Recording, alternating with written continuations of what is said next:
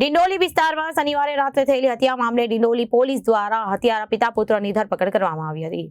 પોલીસે પિતા સુનિલ બોલા ચૌધરી અને પુત્ર કુંદન સુનિલ ચૌધરીની ધરપકડ કરી હતી. સુરતના ડિંડોલી વિસ્તારમાં રાત્રે થયેલી હત્યા મામલે ડિંડોલી પોલીસ દ્વારા હત્યારા પિતા પુત્રની ધરપકડ કરી કાયદેસરની કાર્યવાહી હાથ ધરવામાં આવી છે. પોલીસે પિતા સુનિલ ભોલા ચૌધરી અને પુત્ર કુંદન સુનિલની ધરપકડ કરી કાયદેસરની કાર્યવાહી કરી છે. સુરત શહેરના ડિંડોલી પોલીસ સ્ટેશન વિસ્તારમાં ગઈ શનિવારની રાતના એક બનાવ બન્યો હતો. આ બનાવમાં જે ભોગ બનનાર છે એમની હત્યા થઈ હતી, જેને લઈ પોલીસે હત્યાનો ગુનો નોંધી અને આગળની કાર્યવાહી હાથ ધરી હતી.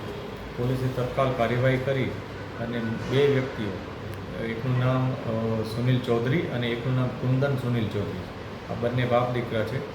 આ બંને જે આમાં કેસમાં આરોપી છે બંનેની ધરપકડ કરી છે અને આગળની કાર્યવાહી અત્યારે ચાલુ છે. શા માટે હત્યા કરવામાં આવી છે?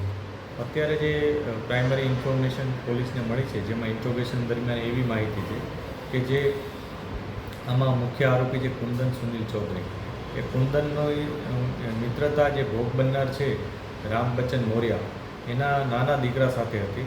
અને મિત્રતામાં જ્યારે રામ બચ્ચન મોર્યાએ એમને ના પાડી પોતાના નાના દીકરાને કે તારે આ વ્યક્તિ સાથે કુંદન સાથે વાતચીત નહીં કરવી, એ વ્યવસ્થિત વ્યક્તિ નથી, જે બાબતને લઈ અને એના નાના દીકરાએ કુંદનને જાણ કરી દીધી હતી.